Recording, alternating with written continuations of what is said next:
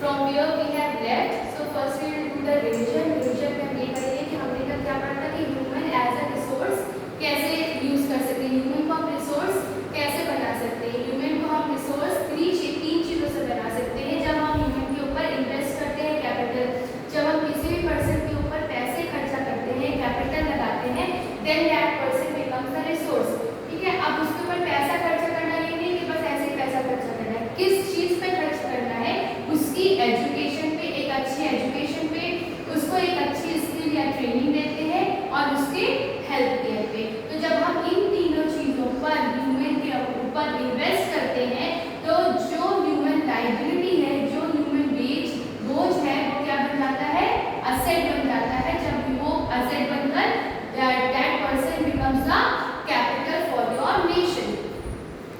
अब हम इसको इस चीज से समझ सकते हैं, जितना ज्यादा आप ह्यूमन के ऊपर पैसे खर्चा करेंगे, जितना ज्यादा आप ह्यूमन के ऊपर कैपिटल खर्चा करेंगे, उतना ही अच्छा प्रोडक्शन वो देगा और अच्छे प्रोडक्शन से उसकी अच्छी इनकम होगी। So you can also write as more you spend in human capital you will get higher production which leads to good income. तो यहाँ तक तो ये हो गया हमारा रिविजन। अब हम आगे पढ़ेंगे about green revolution. For example, ये एक एग्जाम्पल है ग्रीन रेवोल्यूशन। ग्रीन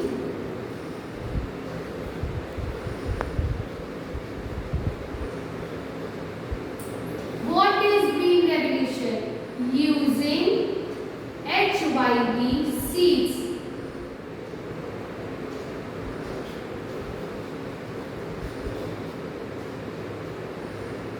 अगर हम फार्मिंग में, फॉर एग्जाम्पल, अगर कोई भी पर्सन, कोई भी फार्मर पढ़ा लिखा है, जो भी एग्रीकल्चर से रिलेटेड पर्सन है, अगर वो पढ़े लिखे हैं तो उन्हें पता होगा कि अगर हम प्रोडक्शन, हाई प्रोडक्शन करने के लिए हमें कैसी सीड्स चाहिए, अच्छी क्वालिटी की सीड्स। तो अच्छी क्वालिटी की सीड्स को हम क्या बोलते हैं, high yielding variety seeds. HYV seeds means high yielding variety seeds.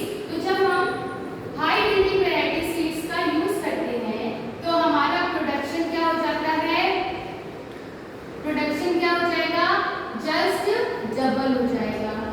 अगर प्रोडक्शन डबल होगा तो हमारी इनकम भी higher income, this leads to higher income. So this process is known as green revolution.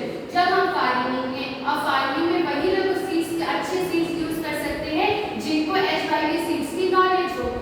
अच्छे वैरायटी के सीड्स हम कैसे खरीदेंगे, जब कोई पढ़ा लिखा होगा तभी वो एक अच्छी सीड्स के बारे में जानकार होगा और वही अच्छी सीड्स खरीदेगा। तो जब हम हाई यील्डिंग वैरायटी सीड्स खरीदेंगे उसकी वजह से हमारा प्रोडक्शन भी डबल हो जाएगा और प्रोडक्शन डबल होने की वजह से हमारी इनकम भी हायर हो जाएगी।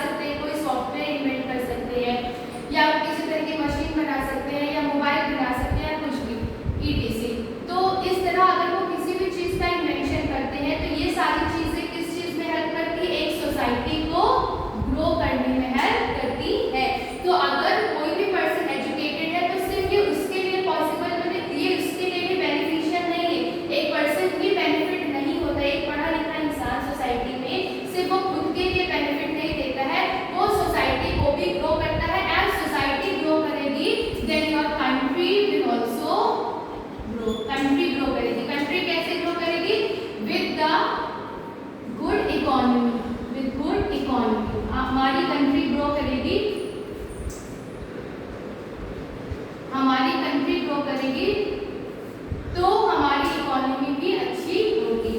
सो now will take a case study. For example will take a case study of Sakal and Vilas. यहाँ पर हम दो बच्चों की स्टोरी अब शेयर करेंगे। सकल और विलास दो फ्रेंड्स थे, ठीक है। एक का नाम है विलास और they are the friends, okay. Vilas है और दूसरे का नाम क्या है, Sakal. So first will read about the Vilas. Vilas और सकल दो फ्रेंड्स हैं जो कि एक ही विलेज सीमापुर में रहते हैं। तो विलास के बारे में क्या है, विलास 11 इयर्स का है। सो सकल और विलास दोनों फ्रेंड्स हैं। विलास की एज है 11 इयर्स और सकल की एज है 12 इयर्स, ठीक है। जो विलास है उसके फादर की डेथ हो गई है when he was only 2 years, then father died, ठीक है। इसकी मम्मी क्या करती है, विलास की जो मदर है वो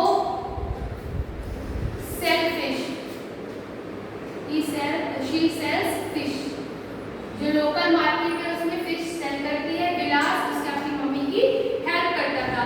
तो जिसकी वजह से विलास की मम्मी ने विलास के ऊपर कोई भी मेडिकल केयर नहीं की। उसकी मम्मी फिशेस सेल करती थी 50 रुपीज पर डे पर, ओके। तो इनकम ज्यादा नहीं थी, इसलिए इसकी मदर ने विलास की हेल्प पर भी ध्यान नहीं दिया, जिसकी वजह से विलास को एक बीमारी हो गई, दैट इज ऑफ अर्थराइटिस, ठीक है। So Vilas is suffering from arthritis because ना उसके एजुकेशन पर स्पेंड हो पाया मनी, ना ही उसके हेल्थ पे अच्छी कुछ भी इन्वेंट किया। As well as they also don't have money to send him school,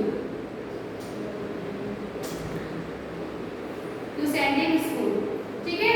so now Vilas also helps, विलास अपनी मम्मी को भी हेल्प करता था in selling the fish in the local market. तो ये तो हो गया case study about Vilas. Now will study about सकल। कौन था, सकल भी सीमापुर में ही रहता था, ओके।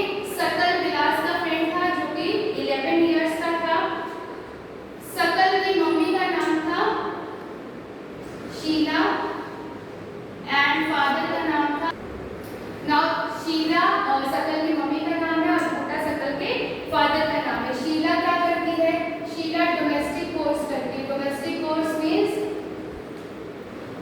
घर का काम करती है, डोमेस्टिक कोर्स। बूटा क्या करता है, बूटा एग्रीकल्चर करता है, फार्मिंग करता है, ओके।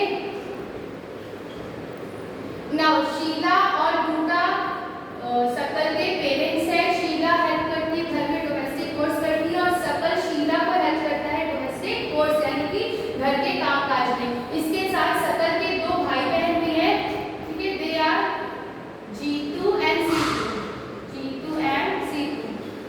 तो सकल के दो भाई बहन हैं छोटे, जीतू एंड सीतू। तो सकल जीतू सीतू की देखभाल करता है, एज वेल एज शीला के साथ घर के काम में भी हेल्प करता है, और बूटा एग्रीकल्चर करता है, ओके। नाउ क्योंकि सकल पढ़ाई में इंटरेस्टेड था, सकल पढ़ाई में बहुत अच्छा था, तो उसके पेरेंट्स ने क्या किया, इसके पेरेंट्स ने सकल की पढ़ाई पर इन्वेस्ट किया। कैसे इन्वेस्ट किया, इन्वेस्ट बाय लोन। उसने सकल की पढ़ाई के लिए लोन लिया। जब सकल की पढ़ाई पूरी हो गई उसके बाद उसको एक वोकेशनल कोर्स करवाया। इसके साथ ही उसके हेल्थ पर भी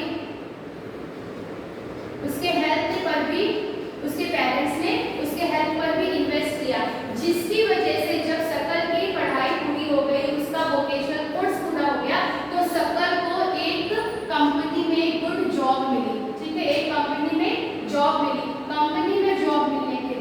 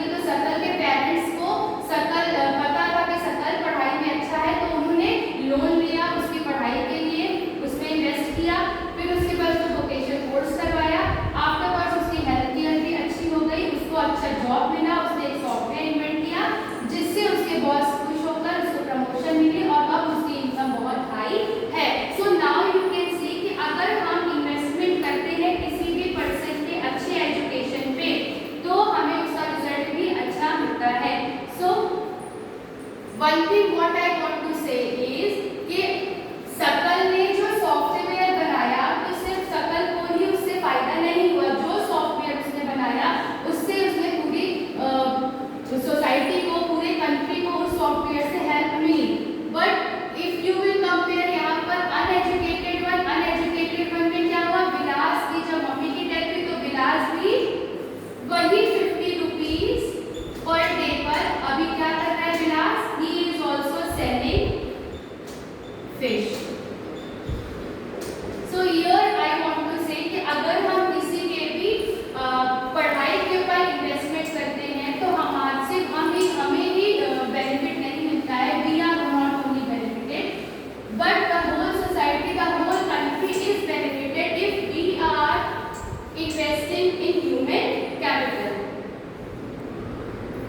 Now we'll compare the stories of Sakal and Vilas, because questions can come from Sakal and Vilas stories. So there is story of Sakal and Vilas. तो सकल क्या है, सकल को अच्छी एजुकेशन मिली, जिसकी वजह से उसकी हेल्थ भी अच्छी थी, उसको अच्छा जॉब मिला, देन उसकी इनकम हाई हुई, हायर प्रोडक्टिविटी, ये सारी चीजें क्यों हुई, because he was skilled also, उसने अच्छी स्किल्ड सीखी जिसकी वजह से उसको अच्छी जॉब मिली और उसकी इनकम हाई हुई तो प्रोडक्टिविटी भी हाई हुई। अगर हम इसी जगह पर विलास की स्टोरी को कंपेयर करें, विलास अनएजुकेटेड था, अनएजुकेटेड होने की वजह से वो फोर्स था टू सेल फिश, ओके, उसको मछलियां क्यों बेचनी पड़ी, बिकॉज उसको और किसी चीज की नॉलेज नहीं थी, वो पढ़ा लिखा नहीं था, इसके साथ ही उसकी हेल्थ भी अच्छी नहीं थी, he is the patient of arthritis, वो अनस्किल्ड था, अनस्किल्ड की वजह से उसकी इनकम भी बहुत लो थी और इनकम लो होने की वजह से ही हैज लो प्रोडक्टिविटी। तो इसमें सिर्फ ये इतनी सी बात है कि अगर हम पढ़े लिखे हैं तो हमारी लाइफ भी अच्छी होगी, अगर हम पढ़े लिखे नहीं हैं तो हमारी लाइफ भी वैसी ही होगी जैसे हम हैं। So if you want to make your life good and luxurious, education is very important. This is the conclusion of the story of Sakal and Vilas. Now we'll study about the economic activities. अब आगे हम क्या पढ़ेंगे कि economic activities क्या होती है। Economic activities are the activities जिनसे हम चीजों को earn करते हैं। हम किसी भी एक्टिविटी से यदि अपनी अर्निंग कर रहे हैं, किसी भी एक्टिविटी से अगर हम पैसा कमा रहे हैं तो that is known as a economic activity. Economic activities are of three types. तीन तरह की होती है, 3 टाइप्स होते हैं। पहला है प्राइमरी एक्टिविटी, देन है secondary activity and after that comes the tertiary activities. चलिए हम जानते हैं कि सबसे पहले प्राइमरी एक्टिविटीज क्या होती है। तो प्राइमरी एक्टिविटीज उन्हें बोलते हैं जैसे पोल्ट्री है, फार्मिंग है, फिशिंग है, जहाँ पर हम नेचुरल रिसोर्सेज से चीजों को एक्सट्रैक्ट करते हैं। यदि हम अगर हम अर्निंग नेचुरल रिसोर्सेज को एक्सट्रैक्ट करके कर रहे हैं, किसी भी नेचुरल रिसोर्स को उन्हीं के फॉर्म में खरीद के या उसके अपने ओरिजिनल फॉर्म में ही यूज करके अगर हम पैसा कमा रहे हैं तो that is known as primary activity, जिसके अंदर आता है फार्मिंग, पोल्ट्री, फिशिंग एक्सेट्रा।